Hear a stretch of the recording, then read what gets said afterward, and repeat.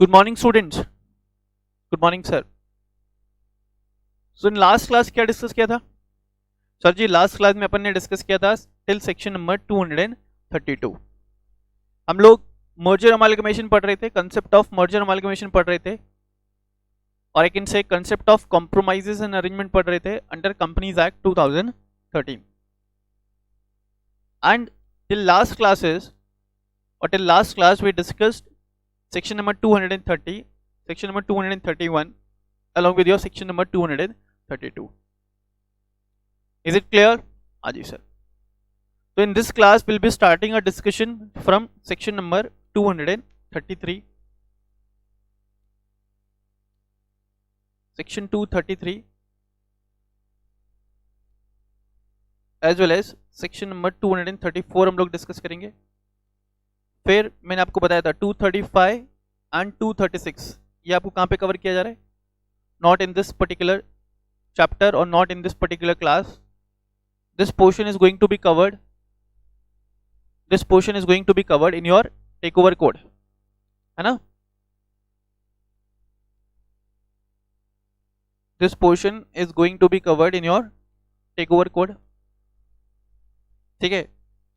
Then 237 हम लोग पढ़ेंगे, यहाँ पे 238 पढ़ेंगे, 239 as well as 240। तो ये क्लास में, in this particular class we will try to cover all the sections, we will try to cover all the sections till your section number 240।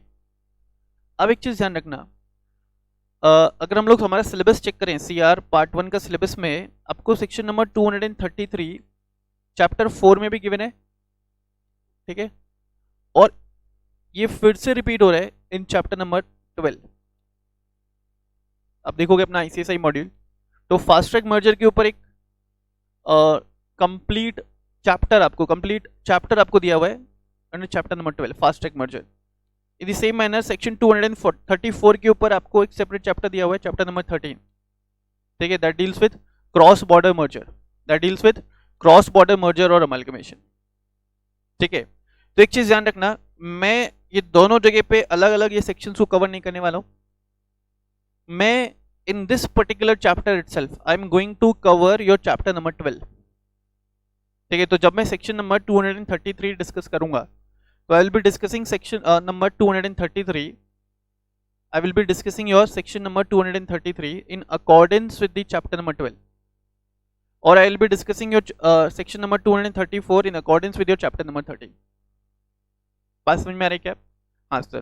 तो सर इसका मतलब है कि you are not going to cover chapter number 12 and 13 independently? हाँ बेटा, I am not going to cover chapter number 12 and 13 independently. क्यों sir, ऐसा क्यों? क्योंकि उससे रिलेटेड सारे एस्पेक्ट्स, उससे रिलेटेड सारे कंसेप्ट मैं सेक्शन नंबर 233 डिस्कस करते समय ही आपके साथ डिस्कस करने वाला हूँ।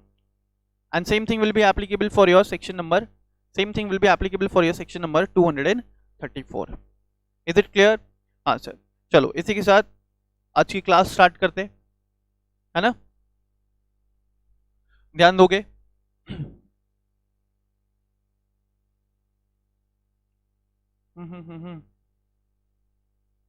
देखोगे तो नोट्स में आपको दिख भी रहा होगा सेक्शन नंबर 233 क्या आगे देखो क्या लिखा हुआ है, चैप्टर नंबर 12।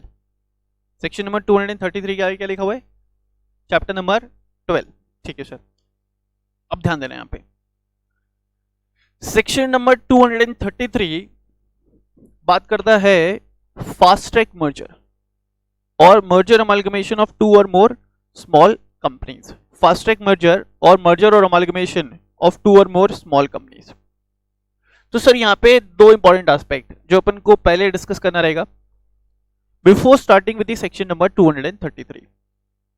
क्या दो एस्पेक्ट? तो पहले तो सर मुझे बताओ, ये फास्ट ट्रैक मर्जर का क्या नाटक है? ये फास्ट ट्रैक मर्जर का क्या नाटक है? ये क्या कंसेप्ट है सर? तो देखना यहां पे fast track merger as the name suggest, fast track merger. क्या समझ में आने वाला है? क्या समझ में आ रहा है तुमको? सर हमको समझ में आ रहा है कि यार यहाँ पे जो मर्जर होगा ना या अमलगमेशन होगा वो फास्ट ट्रैक मोड में होगा। अच्छा, फास्ट ट्रैक मोड में होगा मतलब?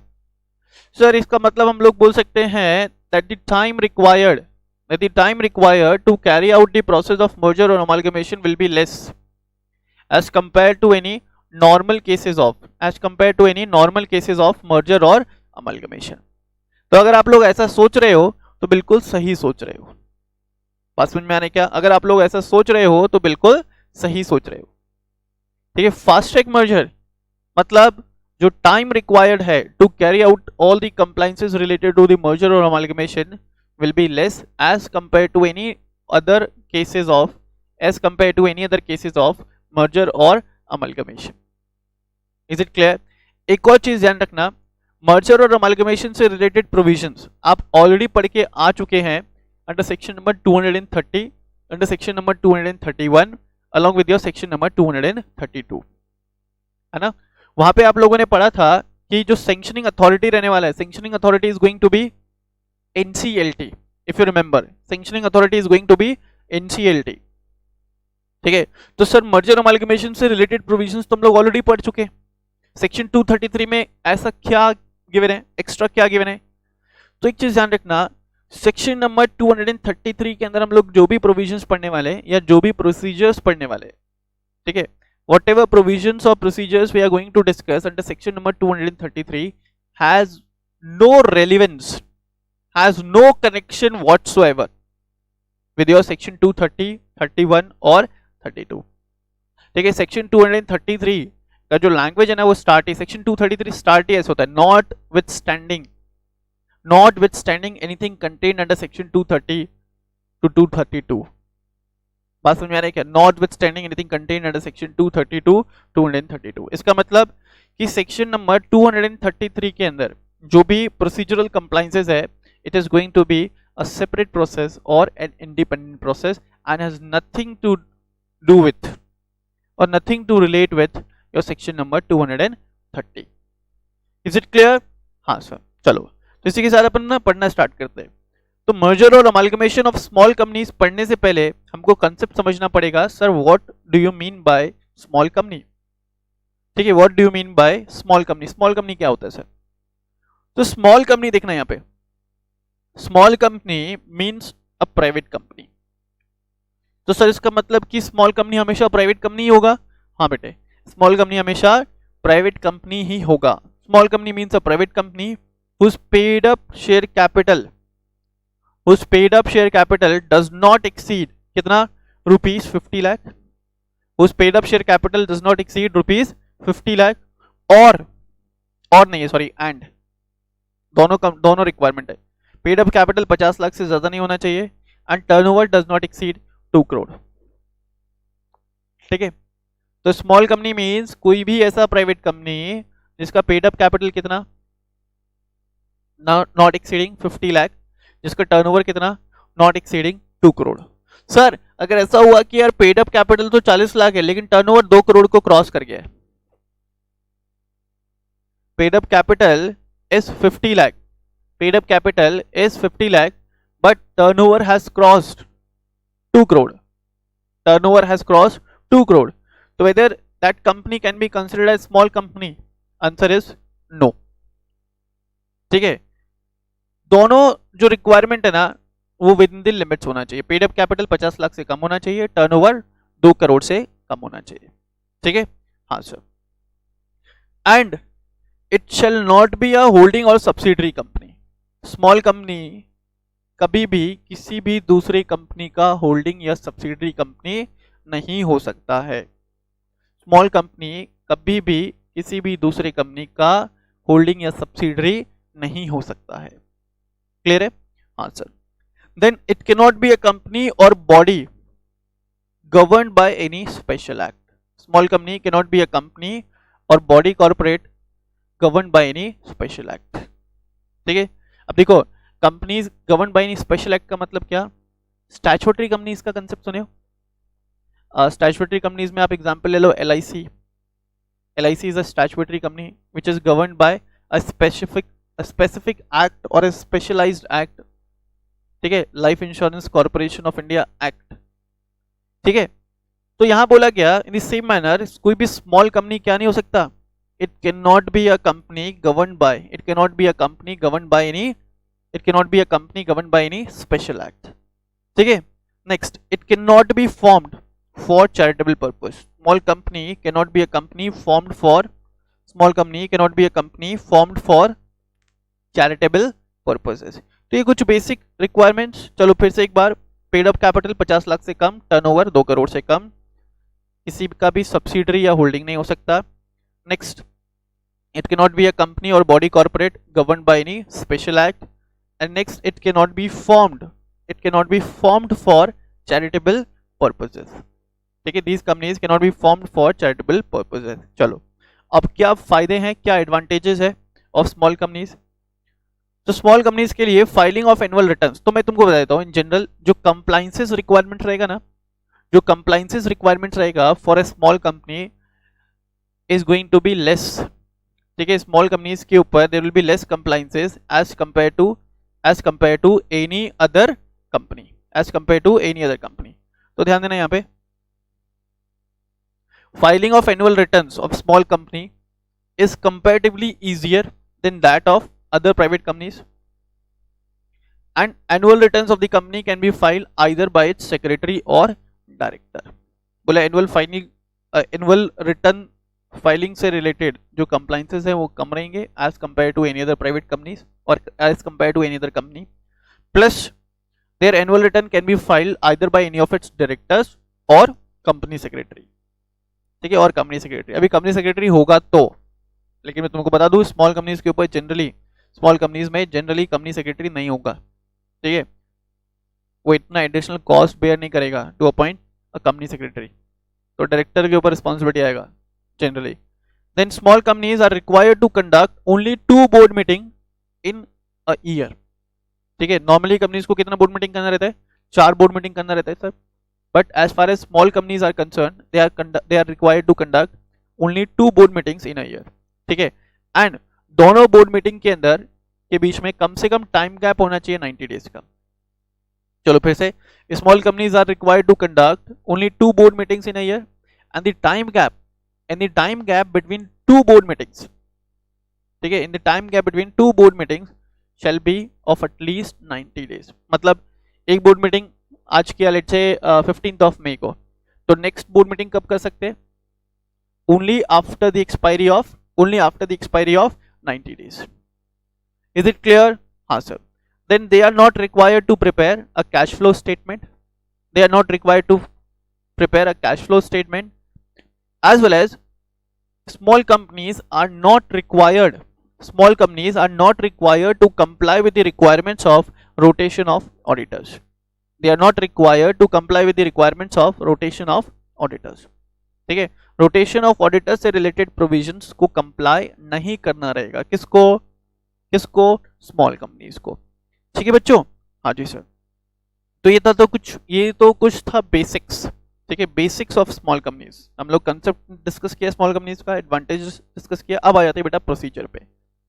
अब ध्यान देना, प्रोसीजर एक बार मैं इसके अंदर रीड करता हूँ, फिर मैं आपके साथ डिस्कस करूंगा। क्लियर है? तो एक बार मैंने रीड किया ना, तो आप लोग भी रीड करने वाले हो मेरे साथ। प्रोसीजर स्टार्ट करने से पहले एक चीज हम लोग को क्लियर कर लेना है माइंड के अंदर, that it has nothing to do with the procedure. Procedure given under section number 233 has nothing to do with the procedure given under section number 230। तो सेक्शन 230 में जो प्रोसीजर पढ़े ना तुम लोग, या 232 में जो प्रोसीजर पढ़े, उसको वहीं छोड़ देने का। ठीक है, उसको वहां पे छोड़ दो। अब पढ़ने के लिए आओ मेरे साथ सेक्शन नंबर 233। ठीक है, अब ध्यान देना, सबसे पहले क्या बोला, companies which are proposing to go for fast track merger, उनको क्या करना पड़ेगा, पहले बोर्ड मीटिंग कंडक्ट करना पड़ेगा। बोर्ड मीटिंग कंडक्ट करके बोर्ड रिजोल्यूशन पास करना पड़ेगा।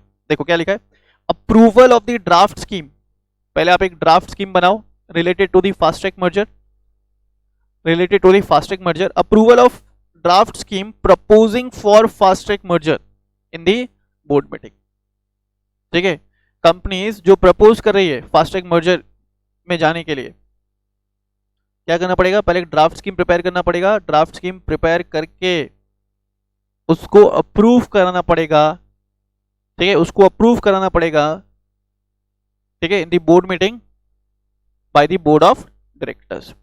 जिस दिन बोर्ड रिजोल्यूशन पास किया वहां से 30 डेज के अंदर, जिस दिन बोर्ड रेजोल्यूशन पास किया वहां से 30 डेज के अंदर नोटिस भेजा जाएगा। एक नोटिस भेजा जाएगा 3 अथॉरिटीज को, किसको? आरओसी को, ऑफिशियल लिक्विडेटर को, as well as any other person who can be affected by the scheme.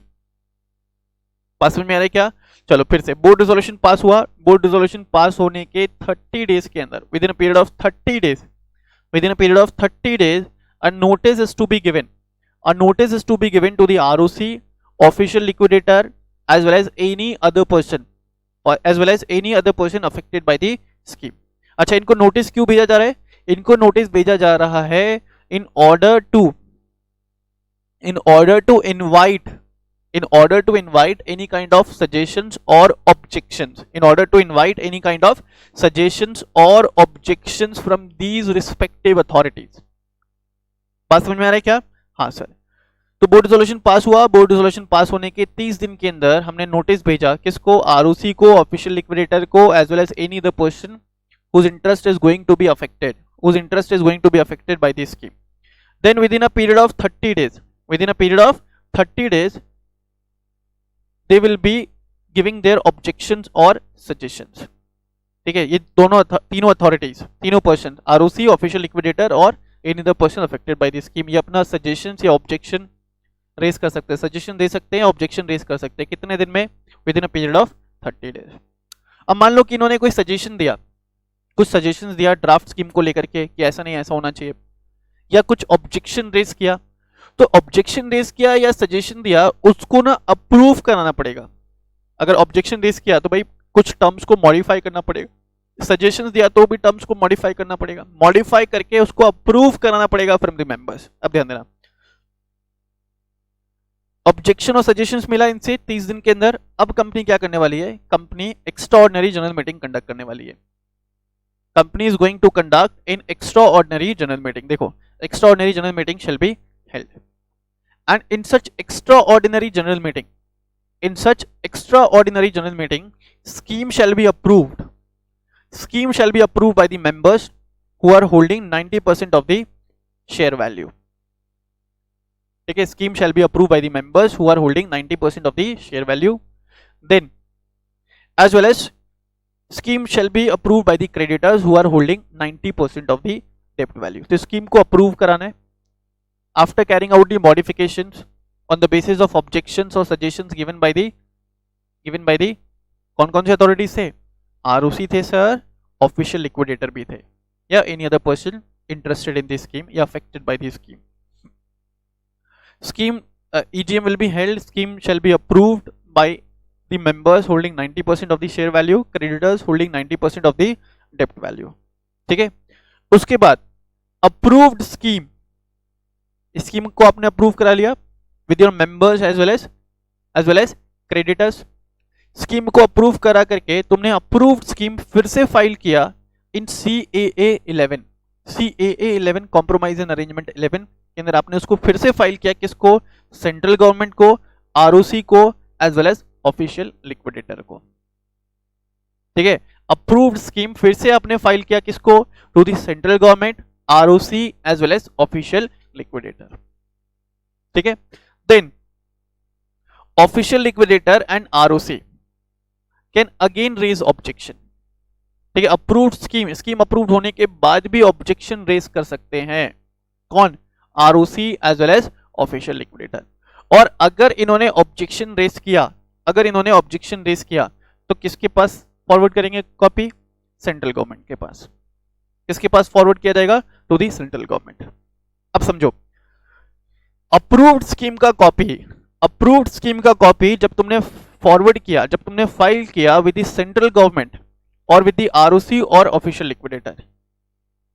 ठीक है, तो यहाँ पे आरओसी और ऑफिशियल लिक्विडेटर के पास दो पॉसिबिलिटी है, either they will have no objection, तो कोई ऑब्जेक्शन नहीं है तो एक अलग पर्सपेक्टिव, और if they have any objection हुआ तो किसको ऑब्जेक्शन रेज करेंगे? किसके पास जाएंगे? सेंट्रल गवर्नमेंट के पास। They will raise their objection before the central government. पास समझ में आ रहा है क्या? नाउ ऑब्जेक्शन रेज नहीं किया, कोई दिक्कत नहीं है, सेंट्रल गवर्नमेंट के पास सीधा जाएंगे। ऑब्जेक्शन रेज किया सेंट्रल गवर्नमेंट के पास। तुम एक चीज ध्यान रखना, सेक्शन 233 के अंदर जो फाइनल अप्रूवल है, फाइनल अप्रूवल देने वाला है सीजी। तो मान लो ऑब्जेक्शन रेज किया before the central government, and if the central government is of opinion, if the central government is of opinion that this scheme is in the public interest, ठीक है, और ROC और official liquidator का जो objection है वो tenable नहीं है, वो वैलिड नहीं है, तो in that case even though objection is raised by the ROC और official liquidator, central government can still sanction the scheme. चलो फिर से, ऑब्जेक्शन रेज किया आरओसी या ऑफिशियल लिक्विडेटर ने, and even if objection is raised by the ROC or official liquidator, central government is of opinion that the scheme is in public interest, and the objection raised by the ROC or official liquidator is not tenable, तो वो case में central government क्या कर सकता है, central government shall issue a confirmation letter. और central government ने जब कंफर्मेशन लेटर इशू किया तो सेंट्रल गवर्नमेंट के कंफर्मेशन लेटर को आपको फाइल करना पड़ेगा with the ROC within a period of 30 days. ये फर्स्ट पर्सपेक्टिव है। अब दूसरा पर्सपेक्टिव, मान लो कि यार ऑब्जेक्शन रेज किया, किसने, सेंट्रल गवर्नमेंट ने, सॉरी आरओसी ने या ऑफिशियल लिक्विडेटर के नहीं। Objection is raised by the ROC और official liquidator and the central government is also of the opinion, and the central government is also of the opinion कि यार the scheme is not in the public interest, तो उन cases में central government क्या करेगा, वो application को forward कर देगा टू दी एनसीएलटी, और एनसीएलटी को बोलेगा to consider it for the purpose of section 232, और सेक्शन 232 में क्या था, रेगुलर मर्जर। बोला सेंट्रल गवर्नमेंट बोलेगा कि यार मुझसे तो नहीं हो पा रहा है, तो एनसीएलटी आप कंसिडर करके देखो कि फास्ट ट्रैक मर्जर ना भी हो तो क्या रेगुलर मर्जर इज पॉसिबल, तो please consider it as an application under section number 232। Is it clear? अब देखोगे यहां पे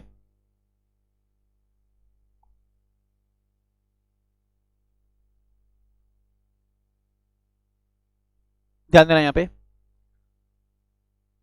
तो क्या क्या सीक्वेंस ऑफ इवेंट था, तो सर सबसे पहले एक ड्राफ्ट स्कीम बना,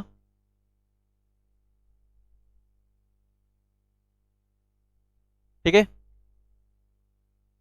ड्राफ्ट स्कीम को अप्रूव कराया गया, draft scheme is being approved by the board of directors by passing a board resolution in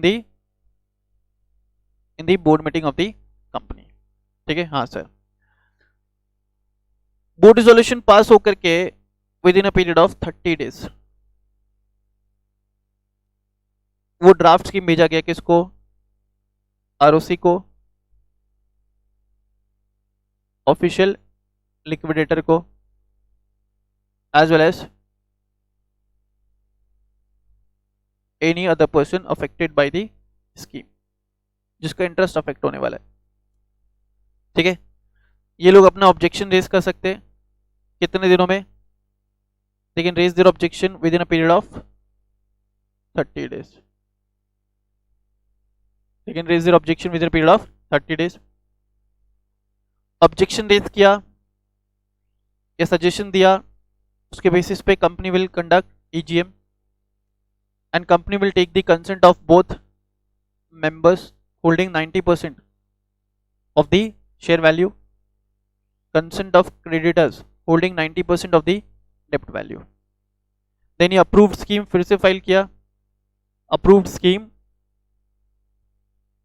किसको, सीजी को,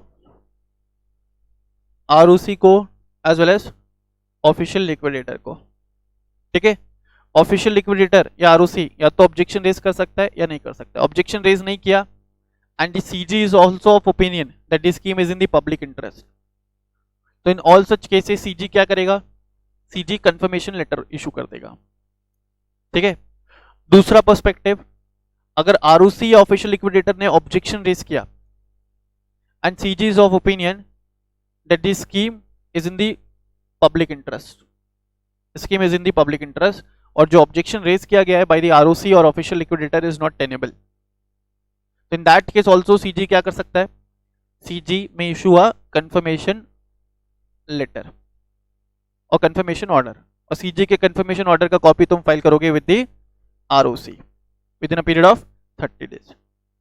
दूसरा पर्सपेक्टिव, मान लो कि यार इन्होंने ऑब्जेक्शन रेस किया and central government is also of the opinion and the central government is also of the opinion कि यार जो ऑब्जेक्शन रेस किया वो टेनेबल है and the scheme is not in the interest of general public, not in the interest of general public. तो central government क्या करेगा? Central government cancel नहीं कर सकता है एप्लीकेशन को.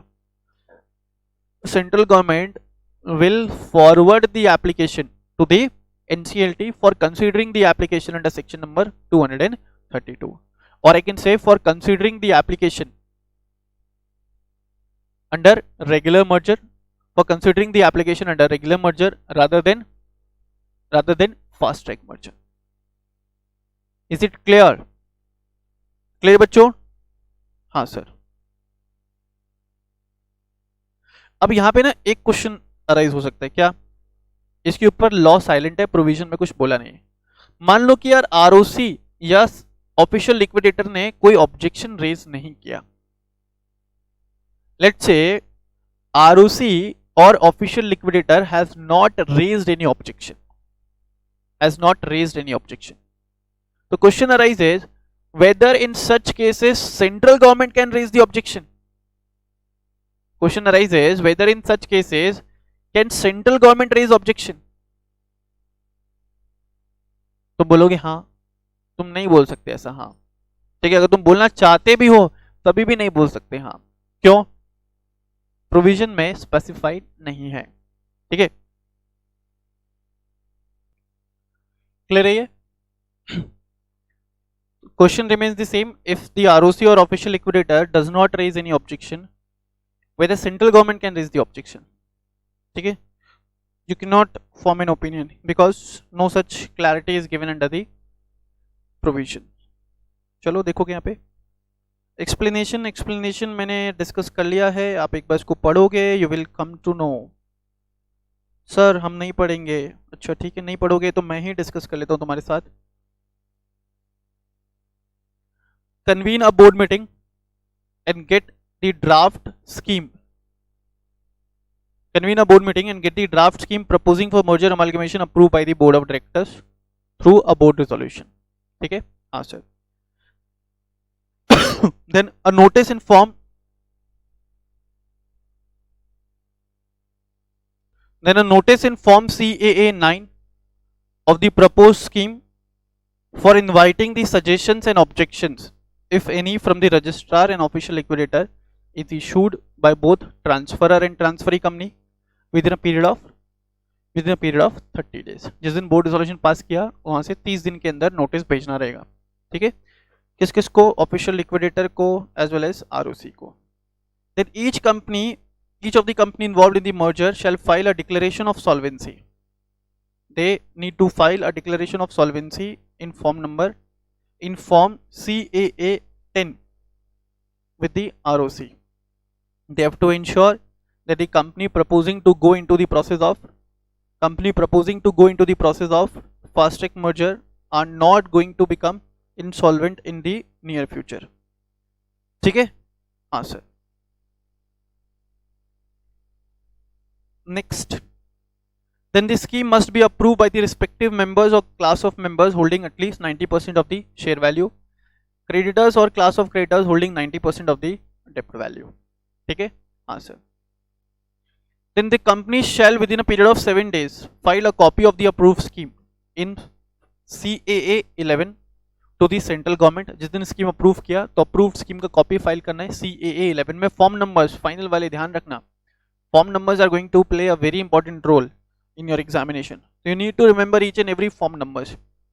The company shall within a period of 7 days will file a copy of the approved scheme in CAA 11 to the central government, ROC and official liquidator through hand delivery or through registered post. ठीक है, 7 दिन के अंदर फिर से approve scheme copy भेजेंगे। And if the ROC और official liquidator have any objection then they can raise their objection before the central government, they can raise the objection before central government within a period of 30 days. ठीक है जी sir, हाँ बेटे। If any objection is raised by the ROC or official liquidator is not sustainable in the opinion of central government, or if the central government is of opinion that this scheme is in the public interest, तो central government क्या करेगा, confirmation order pass कर देगा। And दूसरा perspective, if the central government is also of the opinion that this scheme is against the public interest, तो central government क्या करेगा, application को forward कर देगा। देखो यहाँ पे rejection जैसा कोई बात नहीं है, रिजेक्शन जैसा कोई प्रोविजन नहीं है, एप्लीकेशन को फॉरवर्ड कर देगा। सेंट्रल गवर्नमेंट को पसंद आया तो अप्रूव कर दिया, पसंद नहीं आया तो फॉरवर्ड कर दिया। किसको, to the NCLT for the purpose of considering it under section 232 of the act. चलो, तो ये था procedure, exactly same procedure, same चीजें आपको मॉड्यूल के अंदर दिया हुआ है चैप्टर नंबर 12 में। ठीक है, चैप्टर नंबर 12 क्या मैंने सारे कंटेंट्स को यहाँ पे कवर कर लिया है इन अ वेरी सिंप्लीफाइड मैनर। तो अगर तुम लोग चैप्टर नंबर 12 रेफर नहीं भी करते हो ना from your ICSI module, it will serve your purpose, it is more than enough, it is more than enough as far as your chapter number 12 is concern from the ICSI module, क्योंकि सारी चीजें मैंने cover कर ली है in the most simplified manner. Is it clear? हाँ sir. Post merger effect, the transferor company shall stand dissolve without carrying out the process of winding up, and all the assets and liabilities of the transferor company, transfer dissolve हो गया, उसके सारे assets and liabilities transfer हो गए किसको, transferee company को, and any charge created on the property of the transferor company shall be transferred to the transferee company। अगर transferor company के किसी भी property पे कोई भी charge created है तो वो charge किसको transfer हो जाएंगे, in the favor of transferee company। Then any obligation related to the payment of gratuity, PF of the employees will also be met by the transferee company। Social security से related जो भी obligations थे transferor company के ऊपर, now all such obligations will be vested upon किसके ऊपर, transferee company के ऊपर। Is it clear? हाँ सर। अच्छा, अब हम लोगों ने फास्ट ट्रैक मर्जर डिस्कस किया। तो बेटा एक चीज ध्यान रखना, फास्ट ट्रैक मर्जर में तुम लोगों ने कंसेप्ट पढ़ा था यार, दो स्मॉल कंपनीज मर्ज हो रहे हैं। अब यहाँ पे प्रोविजंस तो बना दिया दो स्मॉल कंपनीज को मर्ज कराने का, लेकिन मैं तुमको एक बात बताऊं, ये प्रोविजंस को इंप्लीमेंट करने में companies are going to face so many practical difficulties, companies are going to face so many practical difficulties. तो क्या प्रैक्टिकल डिफिकल्टीज आ सकता है, एक चीज ध्यान रखना, दो स्मॉल कंपनीज, मैं लिख देता हूं यहां पे, दो स्मॉल कंपनीज का अगर मर्जर हो रहा है ना, तो जो रिजल्टेंट कंपनी है ना वो भी स्मॉल कंपनी ही होना चाहिए, that must also be a small company. दो स्मॉल कंपनी के मर्जर या अमलगमेशन की वजह से जो नया कंपनी क्रिएट हो रहा है, दो स्मॉल कंपनीज ये मर्जर या अमलगमेशन की वजह से जो नया कंपनी क्रिएट हो रहा है, that must also be a small company. तो यार इसका मतलब है कि यार दोनों कंपनीज को मर्ज करने के बाद भी उनका पेड अप कैपिटल 50 लाख से एक्सीड नहीं होना चाहिए, and which can be a very difficult preposition. उनका टर्नओवर 2 करोड़ से एक्सीड नहीं होना चाहिए, which can also be a very difficult preposition. तो अभी हम लोग पढ़ने वाले difficulties which arises in case of a company going for fast track merger। सबसे पहले देखो, merging the authorized capital of the transferor company and the transferee company may not be practically possible। and दूसरा difficulty, there is a doubt, ये तो मैं discuss कर चुका हूं आपके साथ, कि अगर आरओसी और ऑफिशियल लिक्विडेटर ने कोई ऑब्जेक्शन रेज नहीं किया तो क्या उन केसेस में central government can raise the objection. In such cases whether central government can raise the objection। तो इसके ऊपर अभी तक कोई भी क्लैरिटी या कोई भी क्लैरिफिकेशन नहीं है। तो अगर प्रोविजंस में कोई क्लैरिफिकेशन नहीं है तो we are not going to become ज्योतिष, ठीक है। While writing our answers in the exam हम लोग अपना खोपड़ी नहीं चलाएंगे, ठीक है। प्रोविजन साइलेंट है तो ये पर्टिकुलर क्वेश्चन पे हमको भी साइलेंट रहना पड़ेगा, नहीं तो एग्जामिनर क्या हो जाएगा, एग्जामिनर वायलेंट हो जाएगा सर। Is it clear? हाँ जी sir. Now we are moving towards your next section, that is section number 234, cross border merger. ठीक है, अब देखो इसमें कौन सा चैप्टर कवर होने वाला है तुमको? आईसीएसआई मॉड्यूल का कवर होने वाला है आपको चैप्टर नंबर 13। ठीक है, we are going to cover chapter number 13 of your ICSI module.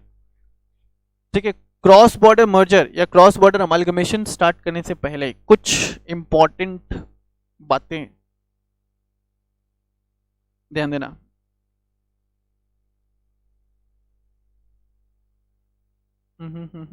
Yes, पहले तो कंसेप्ट समझो यार कि क्रॉस बॉर्डर मर्जर का मतलब क्या है।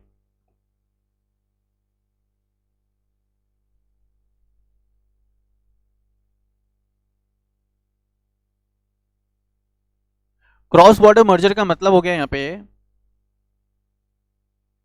एक कंपनी है पार्टिसिपेटिंग कंपनी, एक पार्टिसिपेटिंग कंपनी है इंडियन कंपनी, ठीक है, and the other company is foreign company.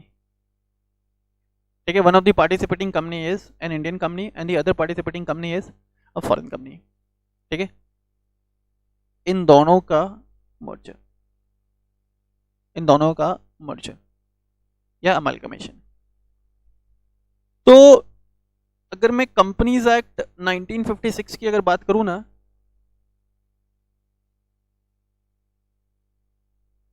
तो under companies act 1956 there was no provision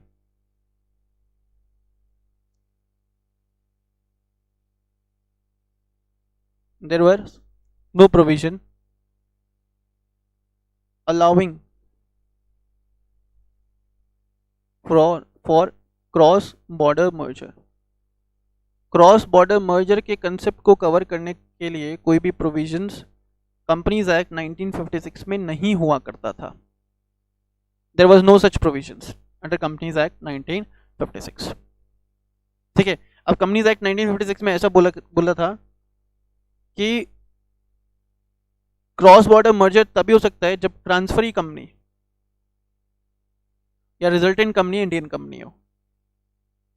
मतलब अगर बाहर का कंपनी आकर के इंडियन कंपनी में मर्ज हो रहा है, अगर बाहर का कंपनी आकर के इंडियन कंपनी में मर्ज हो रहा है तो वो चलेगा, लेकिन इंडियन कंपनी चाहता है बाहर की कंपनी में मर्ज होना, नहीं चलेगा। बाहर का कंपनी इंडियन कंपनी में मर्ज हो रहा है, चलेगा। इंडियन कंपनी चाहता है बाहर की कंपनी में जाकर के मर्ज होना, नहीं चलेगा। There was no such provisions under the companies act 1956। ठीक है, ये पहली बात। अब 2013 आने के बाद क्या हो गया, तो सेक्शन 234 में पावर दे दिया गया, ऑथोराइज कर दिया गया क्रॉस बॉर्डर मर्जर। तो as per the provisions of this section either transferor और transferee,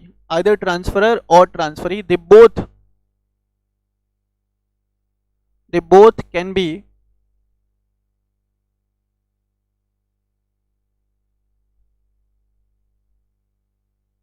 both transferor and transferee can be an Indian company। बस समझ में आ रहा है क्या? Both transferor and transferee can be in Indian company. तो अभी क्रॉस बॉर्डर मर्जर को फ्रीली अलाउ कर दिया गया, क्रॉस बॉर्डर मर्जर को फ्रीली अलाउ कर दिया गया। इंडिया का कंपनी भी बाहर, इंडियन कंपनी बाहर जाकर के मर्ज हो सकता है, या कोई फॉरेन कंपनी भी इंडिया में आकर के मर्ज हो सकता है।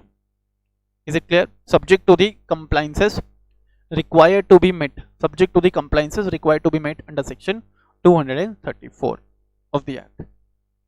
अब देखो सेक्शन 234 आया ना, तो एक और प्रैक्टिकल डिफिकल्टी आया। क्या डिफिकल्टी सर? तो ध्यान देना, हम लोग बात कर रहे हैं, कंसेप्ट क्या है? Cross border merger of companies,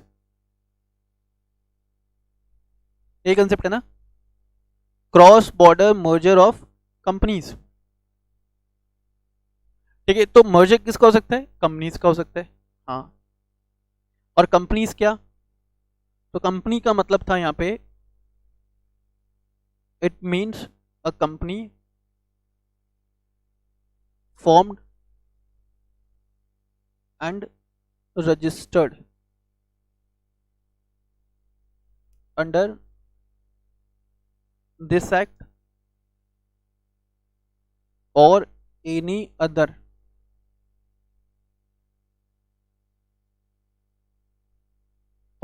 previous act। Companies का तो यही मतलब होता था सर, और यही मतलब होता है company means a company formed and registered, incorporated and registered under companies act और एनी अंडर कंपनीज एक्ट 2013 और any other previous companies act.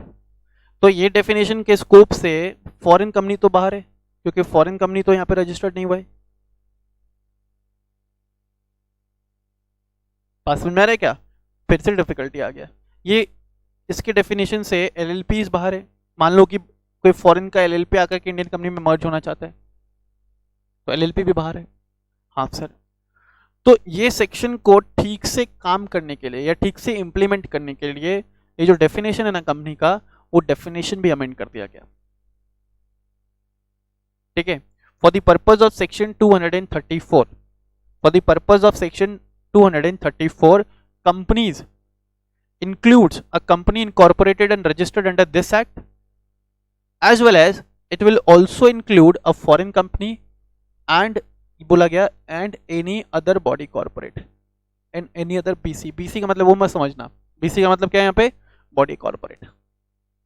Is it clear? Company will include Indian company, foreign company and any other body corporate for the purpose of section 234। अच्छा, ये जो definition है ना company का, ये definition applicable होगा only for the purpose of section 234। Is it clear? हाँ sir, तो ये कुछ बैकग्राउंड जो मेरे को डिस्कस करना था। अब अपन स्टार्ट करते हैं वीडियो सेक्शन नंबर 234। ध्यान देना।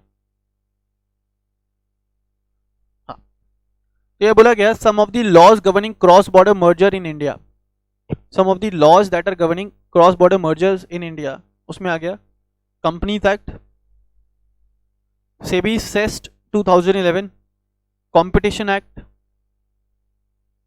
IBC 2016, income tax act 1961, transfer of property act 1882, Indian stamp act 1899। इसका मतलब समझते हो कि यार cross border merger carry out करते समय in order to carry out any transactions relating to cross border merger, companies are required to carry out the compliances under the provisions of all these acts। Companies are required to carry out the compliances under the provisions of all these acts। Is it clear? हाँ जी sir. Types of cross border merger, तो देखो basically दो type का cross border merger हो सकता है, inbound merger और आउटबाउंड मर्जर। इनबाउंड मर्जर और आउटबाउंड मर्जर। देखो इनबाउंड मर्जर में क्या होगा, बाहर का कंपनी आकर के इंडिया कंपनी के साथ मर्ज हो रहा है। आउटबाउंड मर्जर में क्या होगा, इंडियन कंपनी जाकर के फॉरेन कंपनी के साथ मर्ज हो रहा है। इनबाउंड बाहर से इंडिया में आना, आउटबाउंड इंडिया से बाहर जाना।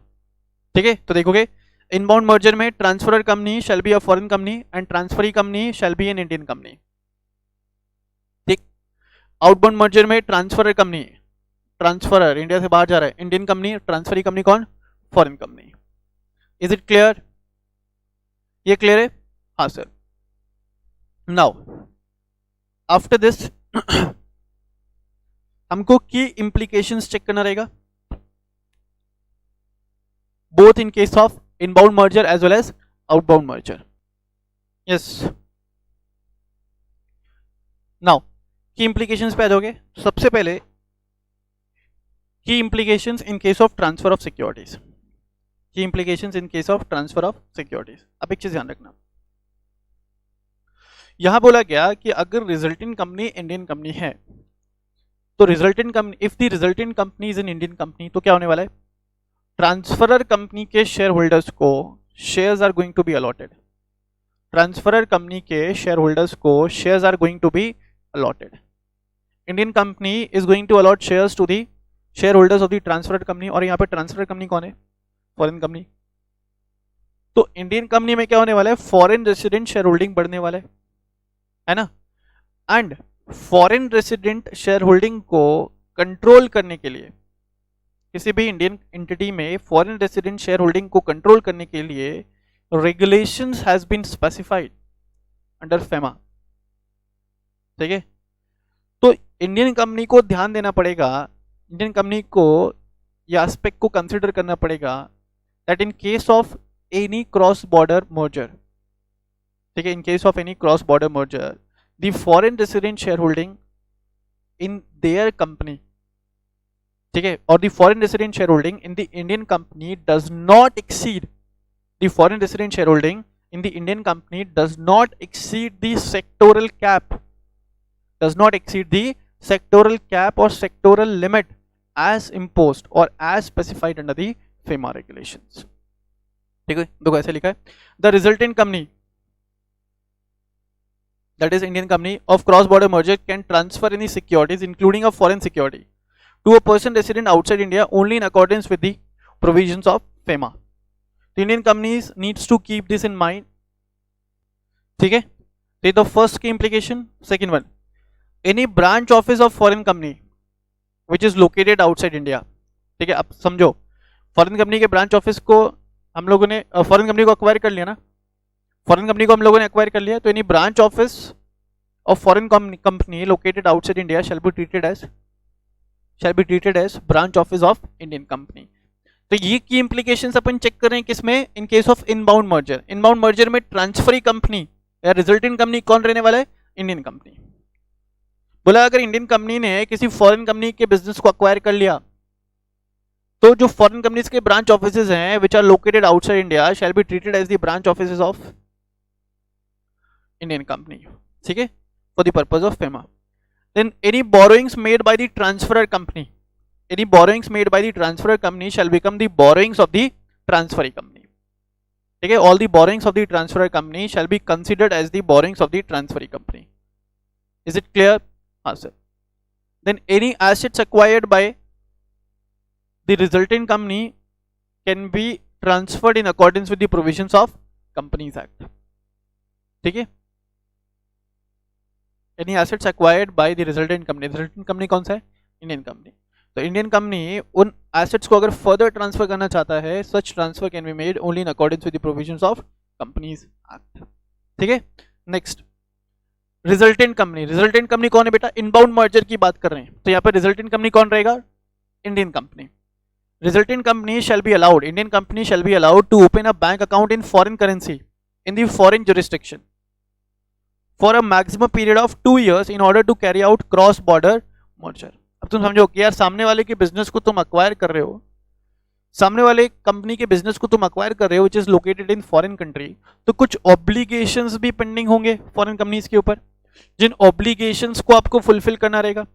And in order to fulfil all such obligations you may be required to make the payments in foreign currency. Then for the purpose of meeting all such obligations you will be allowed, for the purpose of meeting all such obligations you will be allowed to open a foreign currency account in the foreign country। is it clear? तो बच्चों ये सभी क्या थे, key implications, key aspects which needs to be considered in case of any, key aspects which needs to be considered in case of any inbound merger। is it clear? हाँ sir। now next one, key implications in case of any outbound merger। key implications for any outbound merger। outbound merger में क्या होने वाला है, जो resultant company वो कौन सा कंपनी होगा, resultant company is going to be your foreign company, resultant companies are going to be your foreign company. तो सबसे पहले the securities issued by a foreign company to the Indian company may be issued in both the categories of investors, resident investors and non resident investors. And for the securities issued to the resident investors it shall be acquired in accordance with the ODI regulation. अब देखो बहुत important है, outbound merger में क्या हो रहा है, Indian company जाकर के मर्ज हो रहा है, किसमें किसमें मर्ज हो रहा है, फॉरेन कंपनीज में। तो इंडियन कंपनी के शेयर होल्डर्स को, इंडियन कंपनीज के शेयर होल्डर्स को शेयर्स मिलने वाला है into the foreign companies, Indian companies के शेयर होल्डर्स को शेयर्स मिलने वाला है into the foreign company. Yes सुनो, यस सर।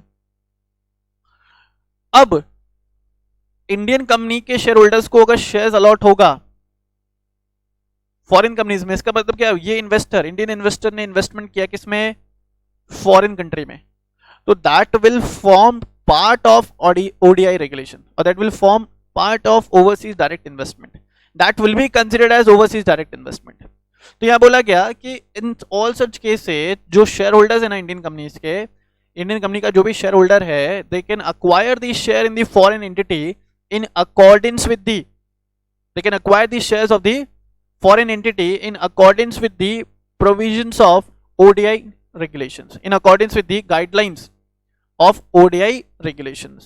ठीक है बच्चों, हाँ जी sir. Then any branch office of the Indian company may be treated as the branch office, shall be treated as the branch office of foreign company in accordance with the provisions of FEMA।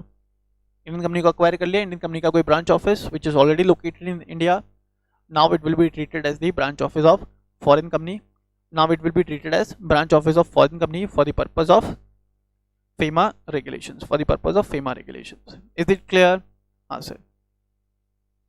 Then benefits and risk associated with the cross border merger।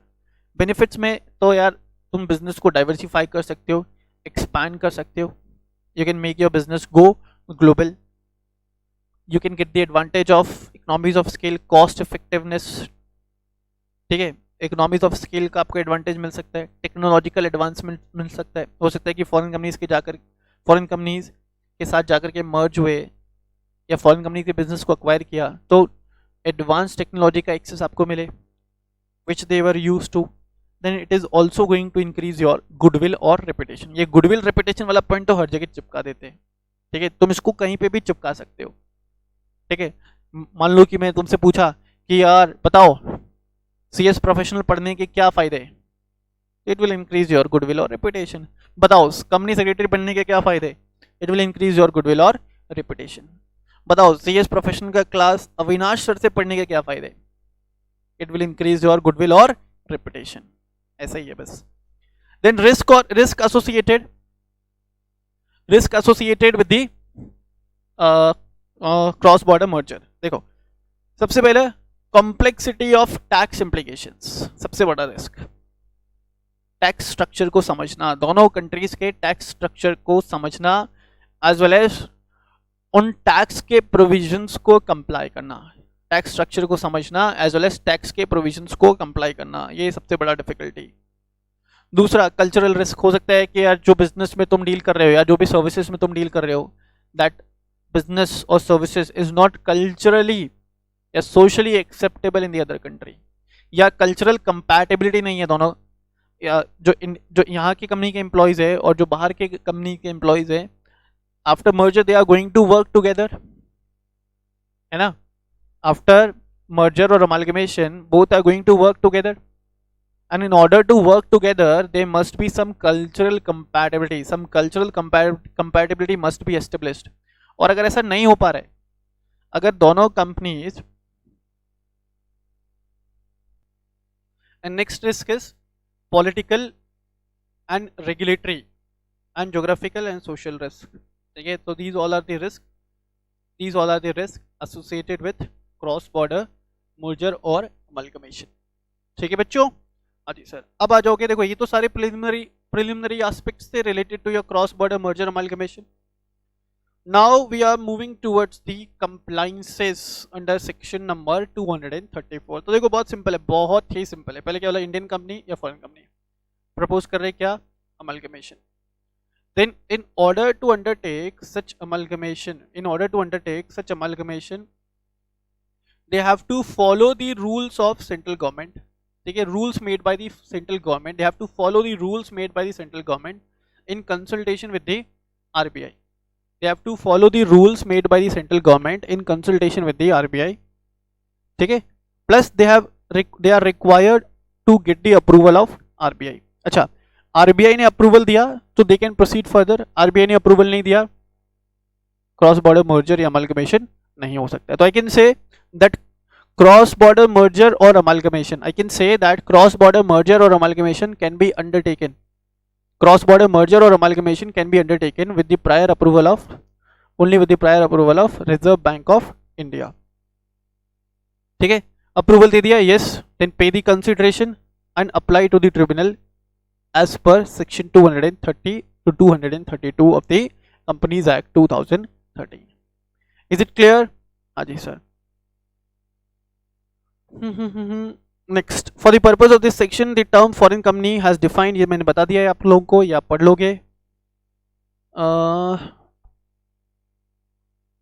अच्छा, एक और important aspect, जो consideration है, payment of consideration can be made either in cash or in form of depository receipts or either in cash or in depository receipts. Then in case of cross border merger or amalgamation, valuation, ये बहुत important aspect है, valuation is to be made by valuers who are, valuation of business is to be made by the valuers who are the members of recognized professional body, and such valuation is to be made in accordance with internationally accepted, such valuations are to be made in accordance with the internationally accepted valuation principles. Such valuations are to be made in accordance with the internationally accepted valuation principles. So this is all about your section number 234. ठीक है बच्चों? हाँ जी sir. अब हम लोग आगे आ जाएंगे, that is section number 237. पहले ना कंसेप्ट समझ लेना। section number 237.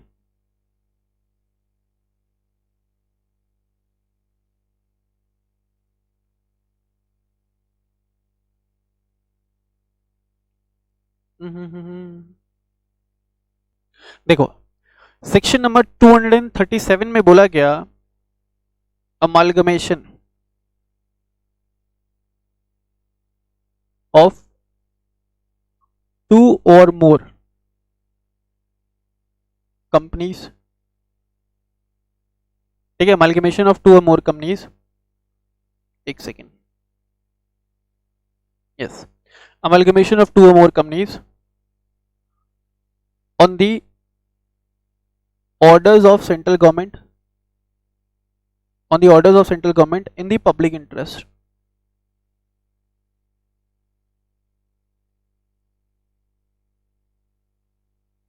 Amalgamation of 2 or more companies on the order of central government in the public interest. अब देखो क्या होता है,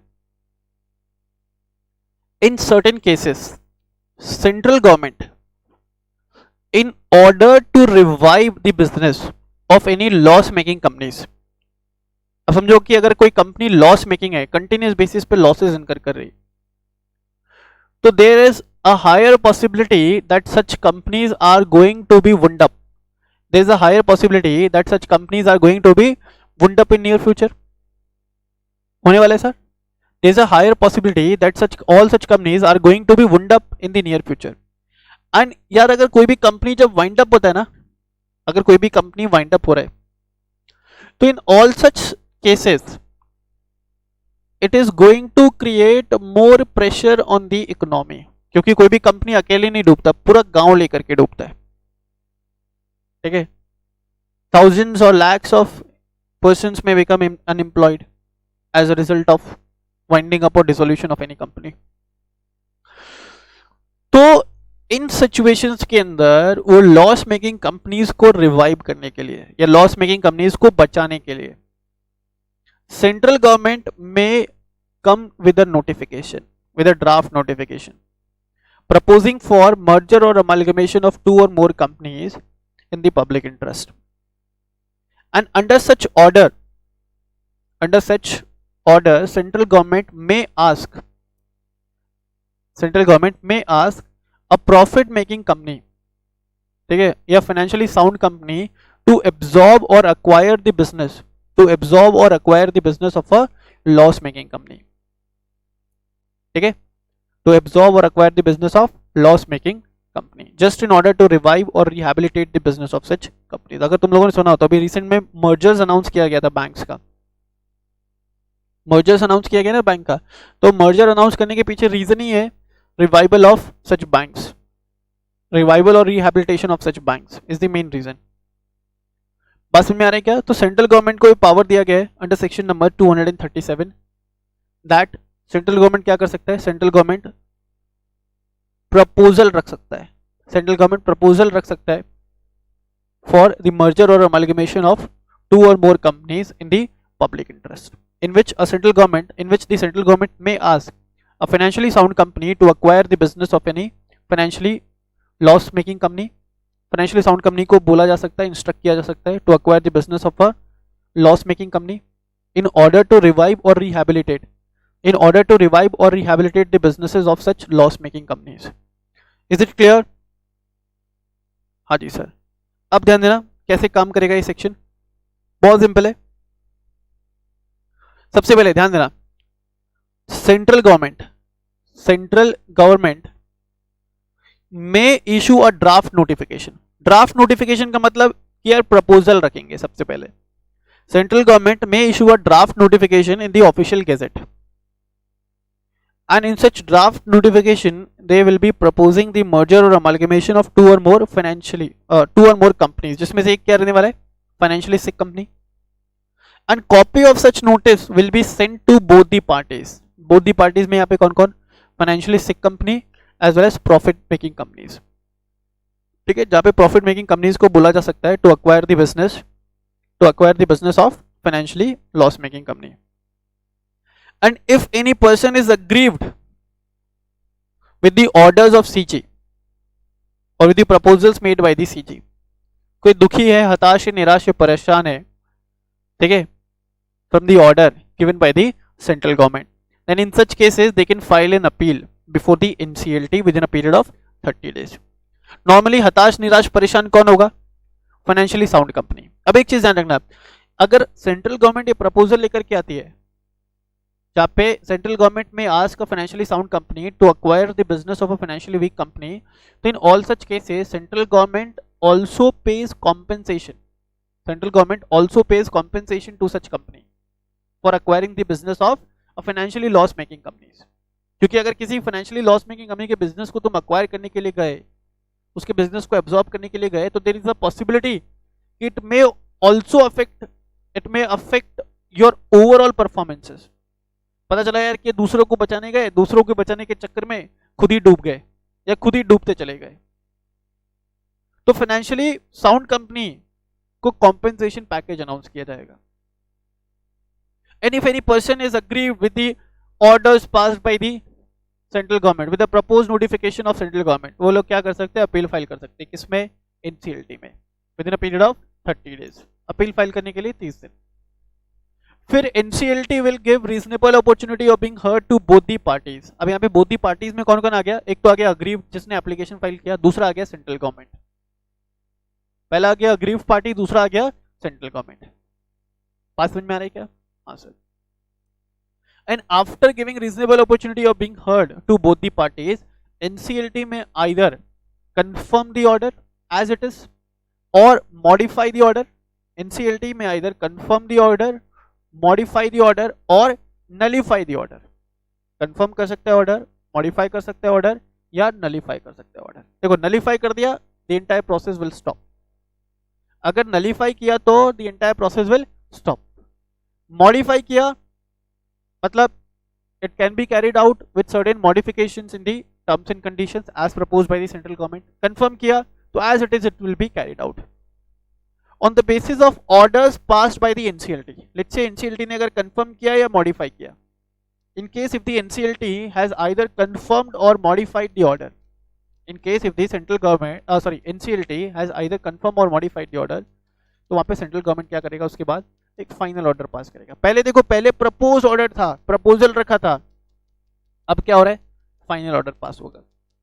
ठीक है, फाइनल ऑर्डर पास किया फॉर द मर्जर और अमलगमेशन ऑफ टू और मोर companies and a copy of such final order will also be placed before the parliament. ठीक है, a copy of such final order shell also be placed in the parliament for consideration, only for consideration and not for approval. मतलब such order need not to be approved by the parliament. It need not to be approved. It only needs to be, बस उनके notice में ला दो कि यार ऐसे कोई दो कंपनीज को हम लोग मर्ज कराने वाले हैं या अमलगमेट कराने वाले हैं, आपको मालूम होना चाहिए, आप कंसिडर कर लो. तुम्हारा अप्रूवल का रिक्वायरमेंट नहीं है, तुम कौन, पार्लियामेंट. Is it clear? हाँ सर. चलो फिर से देख लो एक बार. Central government may issue a draft notification in the official gazette proposing the merger or amalgamation of two or more companies, and a copy of such notice shall be sent to both the parties. And if any of the person is aggrieved by the order of the central government, they can file an appeal before the NCLT within period of 30 days. Then NCLT may give reasonable opportunity of being heard to both the parties, and after giving reasonable opportunity of being heard to both the parties, central government can either confirm, modify or nullify the order of central government. Then central government shall pass final order through notification in the official gazette, and a copy of such order shall also be placed before the parliament only for consideration and not for approval. Is it clear बच्चों? हाँ sir, clear है जी? हाँ sir clear है। अब आगे आ जाओगे section number 238 पे। तो एक चीज ध्यान रखना, सेक्शन नंबर 238 जो है ना, ये तुमको लिंक्ड है बेटा।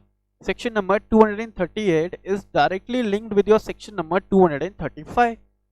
एंड सेक्शन 235 कहां पढ़ना है अपन को? तो सर सेक्शन 235 अपन को पढ़ना है टेक ओवर कोड में, एज ऑलरेडी स्पेसिफाइड। ठीक है, तो इट मीन सर कि जब आप सेक्शन 235 पढ़ाओगे, सेक्शन 236 पढ़ाओगे, उसके साथ ही आप क्या पढ़ाने वाले हो? सेक्शन नंबर 238 भी। तो सेक्शन 238 भी अभी के लिए आप पेंडिंग रख सकते हो। इसको भी अपन लोग कवर करने वाले कहाँ पे?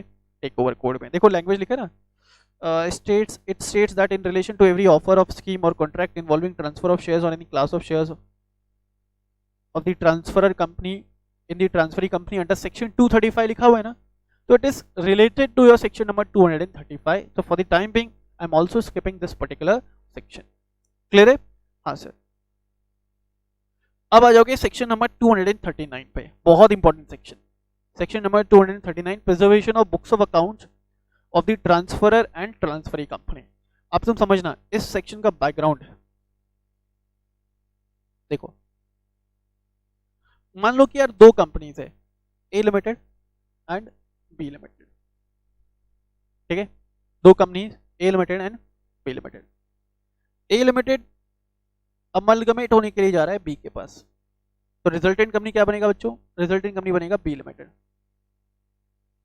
ए limited is proposing to get amalgamated into B limited.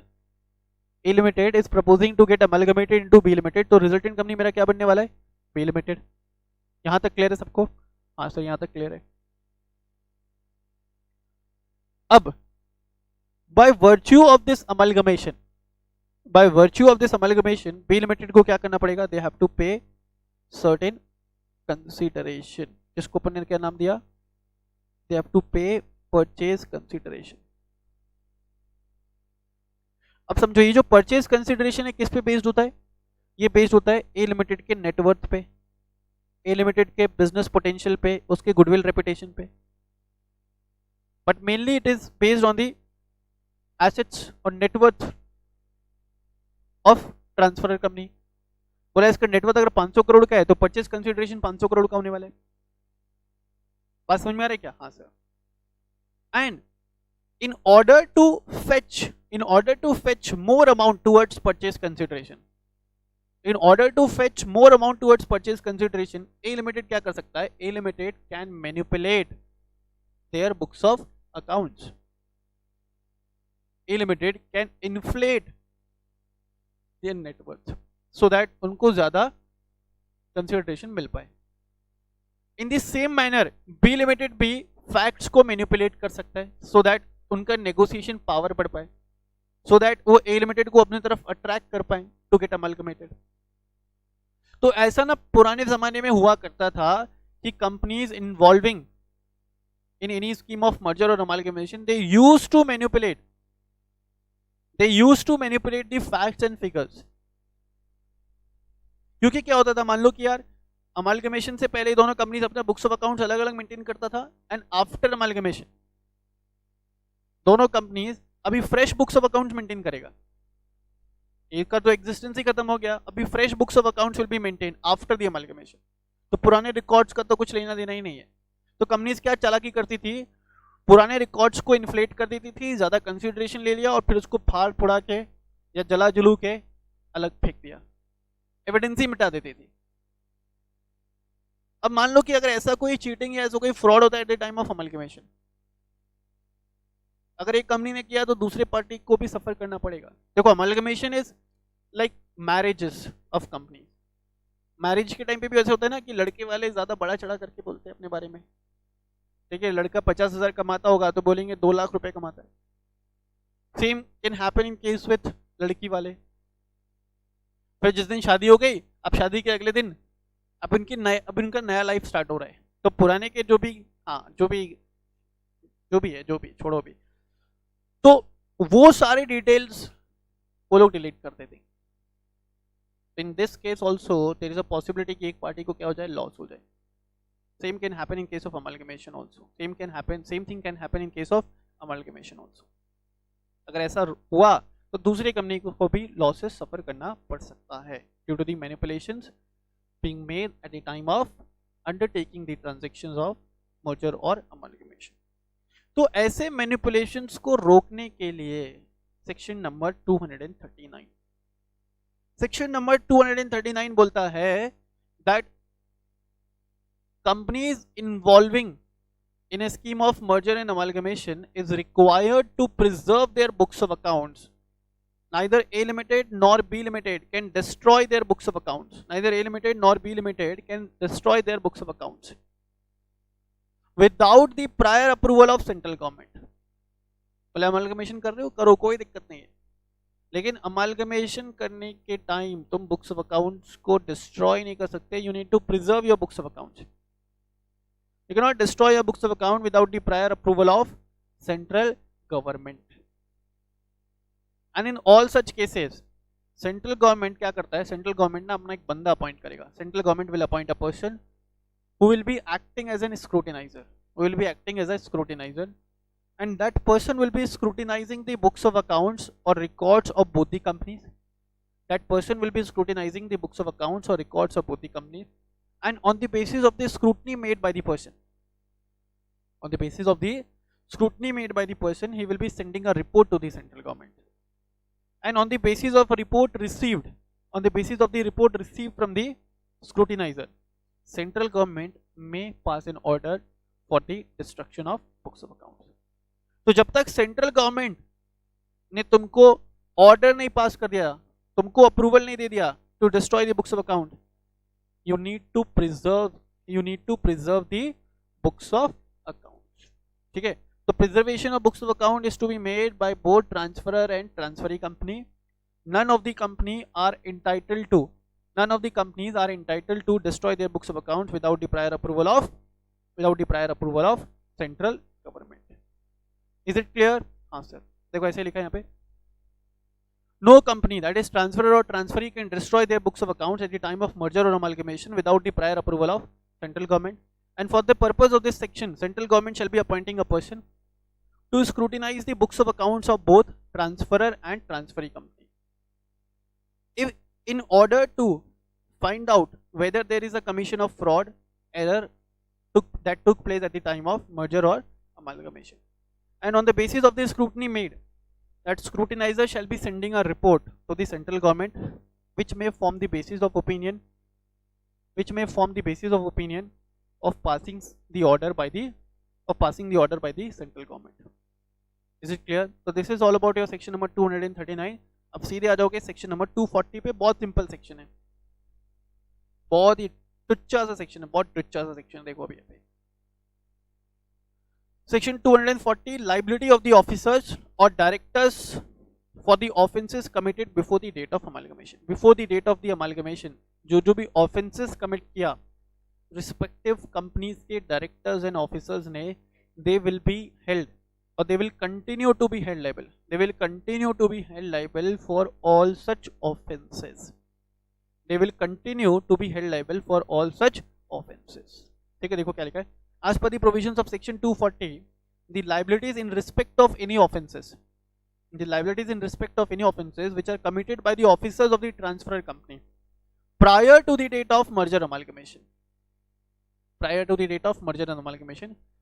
they shall continue to be held liable for all such offenses even after the merger or amalgamation. बोला ट्रांसफरर कंपनी के ऑफिसर्स या डायरेक्टर्स ने जो भी ऑफेंस कमिट किया है prior to the date of merger or amalgamation,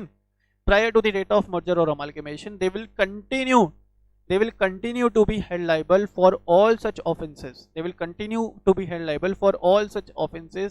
Even after the merger or amalgamation. Is it clear? So this is all about your section number 240. ठीक है, तो बच्चों कंपनीज एक्ट के जो प्रोविजंस थे वो हम लोगों ने कंप्लीट कर लिया है। इन द नेक्स्ट क्लास हम लोग आपके ICSI मॉड्यूल का रेफरेंस ले लेंगे for the purpose of section 233, 34, 37, 37, 39 as well as 240। और अगर आप भी अगर चाहो तो उसको एक बार रेफर कर सकते हो, you will find the same thing in the ICSI module also. Clear है? we have already made all the detailed discussions required relevant for your CS professional level। ठीक है, तो आज का क्लास यहीं तक। ठीक है, we'll be meeting in the next session, and in the next session we'll be discussing some other aspects related to the merger amalgamation. Till then, bye bye, take care of